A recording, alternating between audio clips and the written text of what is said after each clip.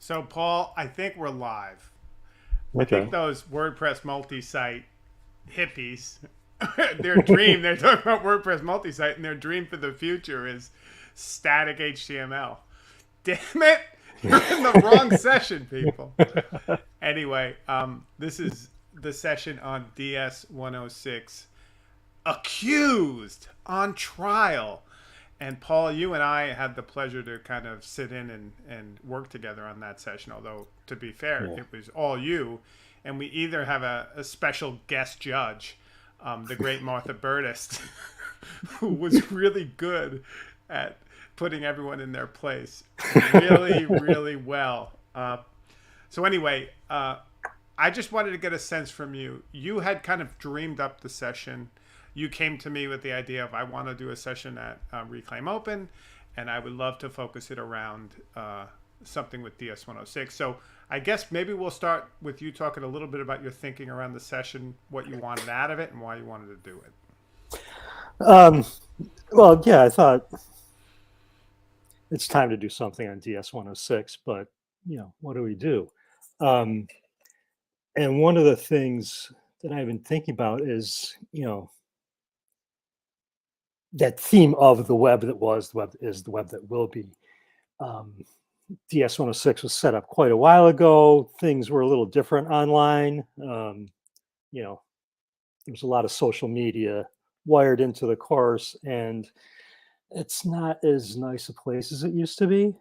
Um, like part of the sign up form for DS106 requires you to have a Twitter handle, and maybe we don't want to do that anymore. Um, Yeah, to be clear, DS106 is still nice, but social yeah, media, the ecosystem it lived in got a little right. bit polluted. And to be honest, that's never really been a problem as I've seen it within DS106. Um, like we're kind of off in our own world, and the trolls don't care about us, which is cool. Um, but we do run into some problems, especially on like YouTube, where things get copyright claimed that maybe they shouldn't be. So I want to talk about DS106 as something that sort of bridges the web that was, the web that is, the web that will be. In some ways, we had our feet in all three of those, um, depending on how you define them. And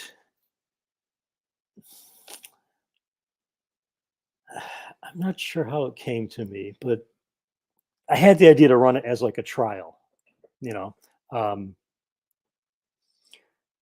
Was it yeah. at all influenced by our true crime Oh, uh, definitely. class Yeah. together that we taught at UMW, right? We did a whole freshman seminar, which was Meredith Fiero's first kind of class at UMW Yeah. about true crime, right?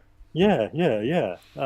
Yeah. So we had that true crime seminar, um, which was very cool, and we got to do a lot of like Yeah. really interesting things with that class. As a way of like foregrounding the students, in it, and it was It really was it was very DS106y, right? Like there would do a video, someone did Charlie's Angels, and like they would do crazy early American spin ups. Like there was a lot of that storytelling element across media in it as well. yeah. Oh yeah, they dramatized some of the stories. Yeah. Was it they ran Bridget over with a car? That's right. Yeah.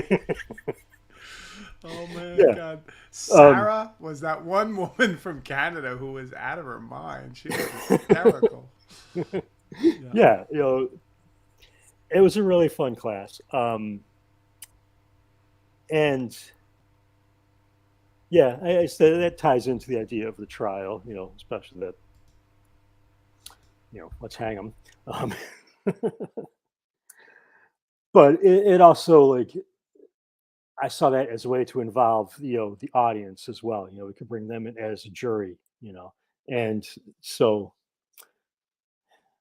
I guess this is a little weird as a trial to you know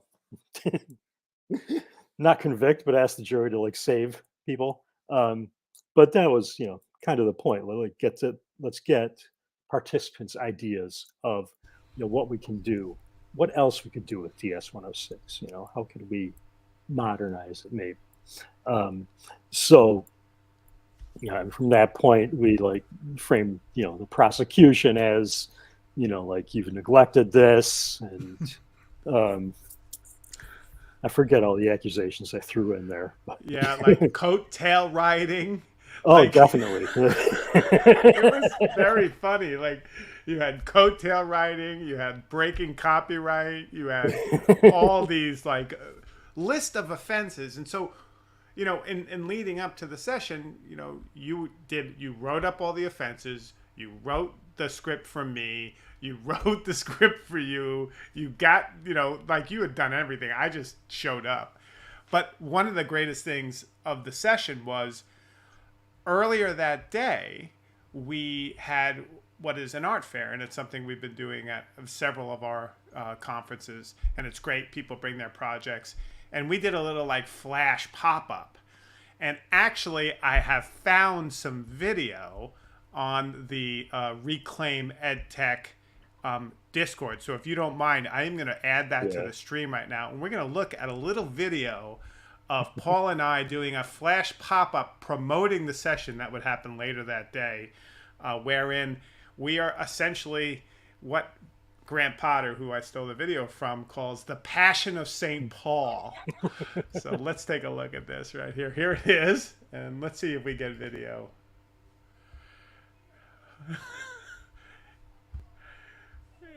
Can you hear it? I'm not hearing anything. Okay. So I am basically reading off the offenses that you're doing, and I actually, if you give me, this is when we lose the audience right here. Is I'm going to try and bring that in, and once I try that, things go totally wrong. But let me just see real quickly.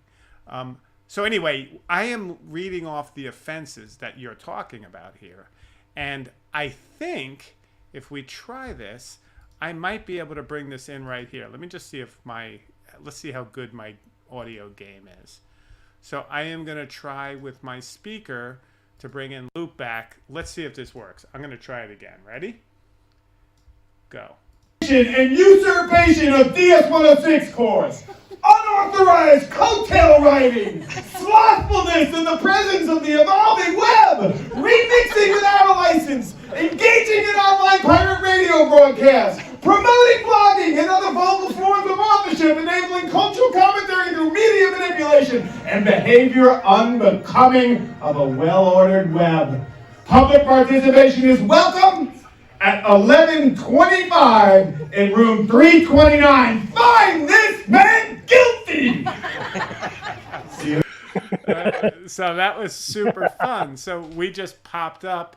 You had written that. I was just, you could see in my terrible acting, was just reading off of the poster you had created, all of your offenses. But it's worth it. I think you have a better copy of that poster. It's worth for you to share what you kind of came up with as part of the quote-unquote art fair, where we would do this quick pop-up and kind of promote the session. So do you have that poster handy? It's coming. There we go. Awesome. Let's do it. Yeah. Man, we're good. It's like we're professionals, Paul. Hey, fake it till you make it, right?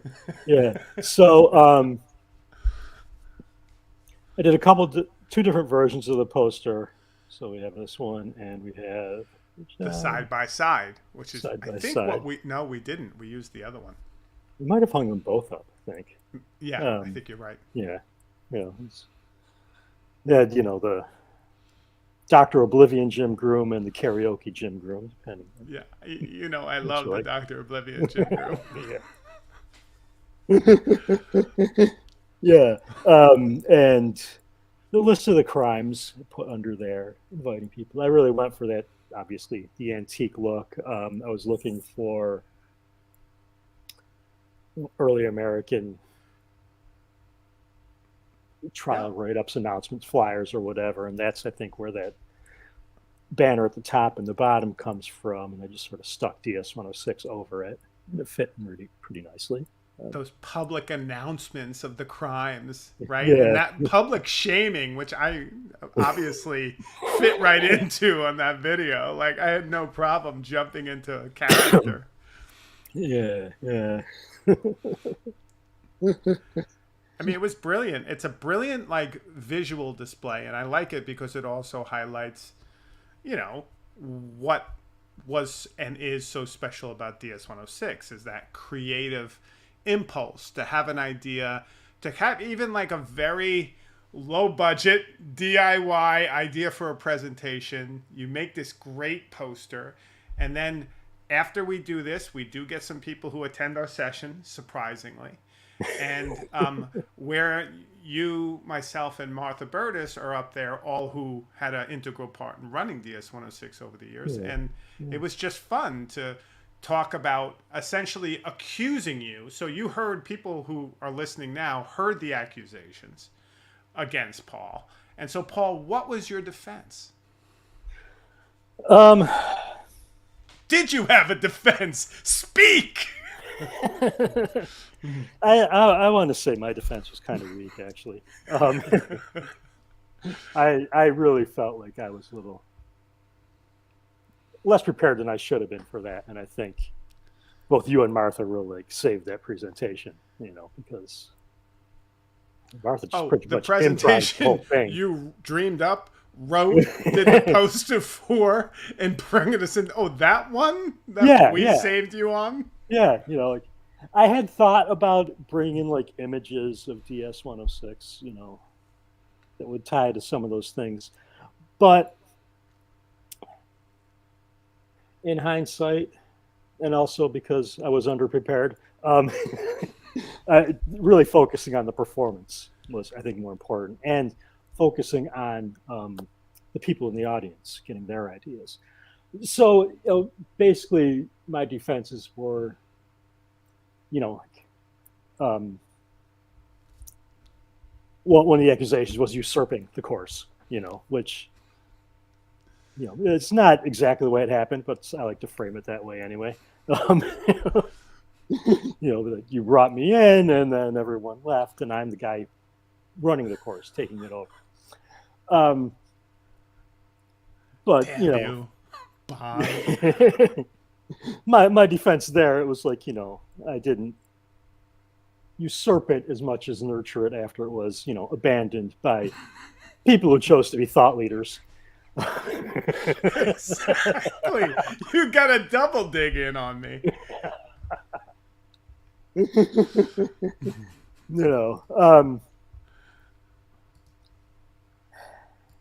But really, my defense was an appeal to the audience.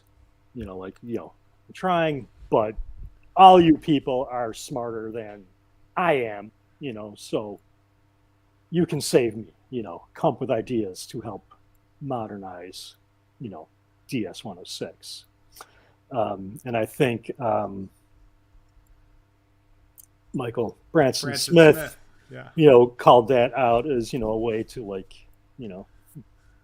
get other people to do the work. And he said I thought that was transparent, again, right? But that was a nice transition for me, Paul. So the fact that you laid out your defense, while you and Martha and others had abandoned it, you had saved it, you'd kept it going, and here you are back pleading with the community to, once again take up your abandoned child and make good on this relationship. And people in the audience, because we had left it for them, and for a good 5 to 10 minutes they were chatting and just having fun. Who knows, it was a very loose session, which I loved about it. But the fact that you bring up Michael Branson Smith is nice, because Michael Branson Smith had a couple of sessions that I thought were really great at the conference. He did one on where it was basically a real experimental session where he did what is called AI Levine, where he created a AI model, voice, video, and text of Alan Levine talking about splots, which was genius and a very fun session. But then he talked about the illegal mind of the artist, talking about the idea of copyright and the laws really recently that have kind of really blurred the idea of ownership, and a lot of the things that I thought when DS106, and you mentioned it earlier with YouTube and takedowns, the remix culture and the kind of idea of reusing and riffing on not only each other's work, but the work in the kind of broader cultural milieu was what was most fun about DS106. And one of the things that came up in the conversation that really got me excited was thinking about, like, could we get the band back together, quote unquote, and come up with a course where we would use AI as the model, quote unquote, for the class. You know, train a model of Dr. Oblivion, have Dr. Oblivion teach the class purely as an AI based on what's been taught before. So train them on these various sections and not program the class, like have AI do the syllabus and then have all the people who take the class do all their assignments using AI. Not because I'm a fan of AI. I have very mixed feelings on it. In fact, I've been trying to avoid it like the plague. But it would be a fun way, like Michael's AI Levine, to kind of intervene in a creative way to try and get your head around what are the tools, how are they working, what are the implications, right? Like, it's hard to talk about the implications of artificial intelligence as it's being framed right now if you don't know how to use it or if you don't understand it. And I know I can't speak to it very intelligently because I've intentionally avoided it, but that cannot last, right? I'm going to have to come to some sort of relationship with it, whether I like it or not. So what better than train an entire DS106 course / community on AI? So at least I can dive into it with people who I have fun with and who I can share with and who I feel safe to kind of explore my duplicity around this technology and what it means. So that's one of the things I took from this that I thought was super fun.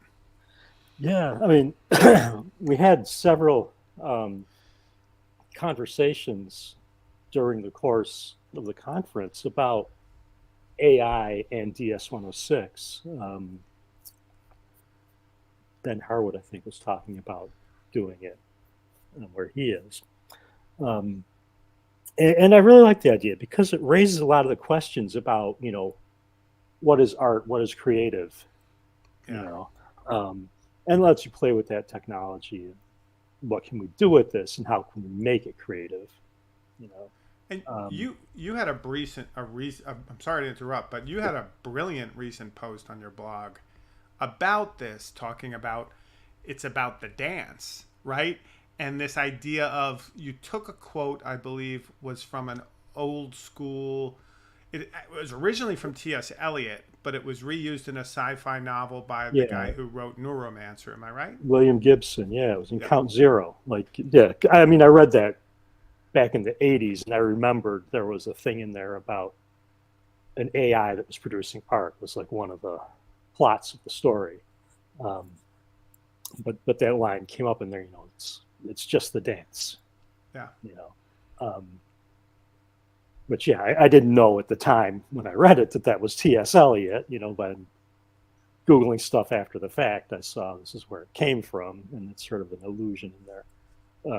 And, you know, the dance, you know, makes me think of The Judge. So yeah, that whole thing going as well. Yeah, from Blood Meridian. Yeah. And it's actually an interesting frame because we always do them with themes, and AI obviously would be the theme of a DS106 course that hopefully we'll do. And I think Martha was into it too in spring maybe of 2024 and test it out before. But like the idea also of the idea of the dance being a broader kind of aesthetic frame for it, right? Like, so you have AI, you know, you maybe have it happening at various schools, and then you have this idea of a dance, you know, not only with the tech, but also amongst the community. Yeah, I mean, it's that interaction between the art and the viewer. You know, like that's the aesthetic experience. between the art and the artist, sort of the creative experience. Um, and I think these are things that we look at in DS106 as we, blog about our work, what we're doing, what we're trying to do. And I think that's a way, focusing on the dance is a way of sort of like foregrounding that part of it, and I think that would let us think through how we can use AI creatively. Maybe think through some of those issues about, copyright and AI scraping things. Like I've always had this fantasy wish of having a text to speech reader that speaks in the voice of Bob Ross, and from what Michael Branson Smith showed you, like this is something that could be done pretty easily. Exactly. Stuff like that is what always makes that class so amazing, is someone comes up with this bonkers idea and then executes, and then you're like, oh wait, it's possible. And Mark Corbett Wilson, hello Mark, who's in the chat right now, is talking about a series of resources he has. And I think the thing about it too is it's on a lot of people's mind, and there's obviously a hype factor around it, but there's also a real genuine curiosity and a genuine, I think, desire to communicate and work with a bunch of people, to enter that dance, to try and wrap your head around it and see what that means. And just, even when I saw Michael's stuff, when you're talking about the Bob Ross text to speech, like, I know my inclinations to kind of discount it, are limited. And I also know that there's some real potential problems with what's happening and how it's being done by companies to, deal with things and erase ideas of like provenance and authorship, right? But these are not new issues, right? Like they may be, they're not new, as you're saying, as you're pointing out there, but like it would be a really good place to deal with some very powerful and, I don't know, large, broad, academic, intellectual questions. Yeah, I mean, like that idea of, Bob Ross cloning the voice. I mentioned it to people, and everyone really likes it, but there is an ethical issue there, which it's probably why it hasn't been done. Exactly. And it's trademark copyright issues, right? Yeah. My kids have Bob Ross shirts, so like he's a product. The things that are going on, in Hollywood right now with the strike. As you mentioned, nothing's new about this. I remember reading a story about Jet Li, martial arts actor, that he quit making movies because the studio wanted to basically scan all his moves and own it. And he just didn't want to be part of that, and that's kind of the fight that's going on right now. That's super interesting, actually. Yeah. So I have another, because one of the things you brought up early on in this talk, and we have about 6.5 minutes before the next one, so I'll be mindful of that, is you brought up the idea of, social media changed. We did a lot of our community building and a lot of our kind of, cross-sectionality with different groups coming together from different places, or even students who had taken the class or people who contributed over time. It all collapsed into Twitter in a very elegant way with the hashtag ds106. And it was great. Also where the radio happened, and there's no two ways about it. The universe of ds106 misses Twitter because of that, because it was a great place to track time across, various spaces in a very simple way using that hashtag.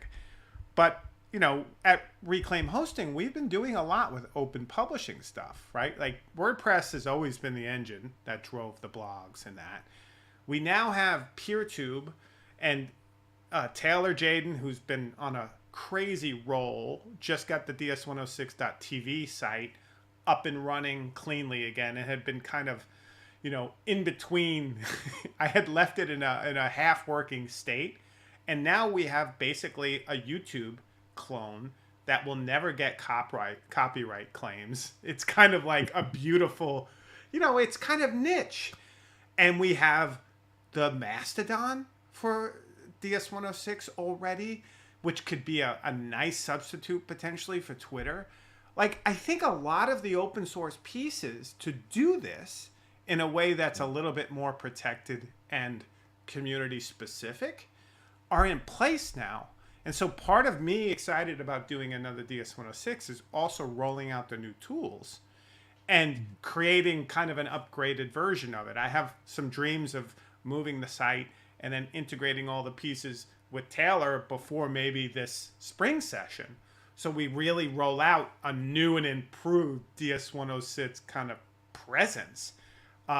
So I'm always interested in the technical piece and how to make that, buttress what's happening with the creative piece. And I think it might be a great time to do a kind of overhaul of the ecosystem, at least of the technology, and make it all open source and make sure that it's really serving the community and people don't feel like once they get on, say, Mastodon, they're locked in and then, some jackass is making claims that they may not agree with ethically or beyond. So I'm excited about that piece. Yeah, and I mean, it doesn't exactly qualify as open, but Discord is another tool that we've been using. And I think that helps, like with when we used to live tweet stuff, we sort of moved that to Discord. That makes that conversation a little more, it flows a little better. It's a little more elegant because the other noise of Twitter is filtered out.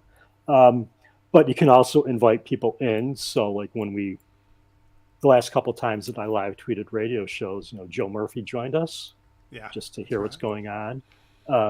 That Discord community for DS106, it's technically still open to everyone who was in there before, so that community is there if people want to stick with it, dip their toes back in. And I'll tell you, the Discord / what we're using here, StreamYard, that's going into YouTube, but it can also, StreamYard can go right into PeerTube. Like, that's really nice for those live sessions and like some of those highlighting pieces. So I do think that, I don't have to be a purist about open source. And obviously with Reclaim Ed Tech, we're using Discord because it works and it provides us what we need.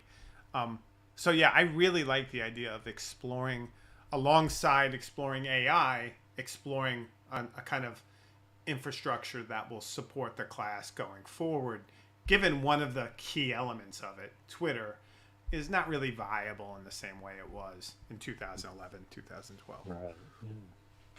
Yeah, but all tools go bad eventually, It's true. So we just pick up a new one and figure out how to work with it. I mean, we just came from a WordPress multi-site session that ended with all static HTML sites all the time. So, I mean, even WordPress is on the chopping block for these ed tech hippies, right? They're trying to go green or something. What are we, Paul?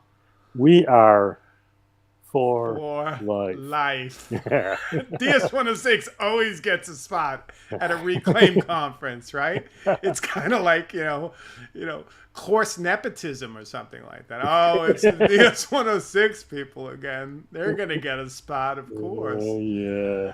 But yeah. and beware hacks, as Pilot noted. Beware.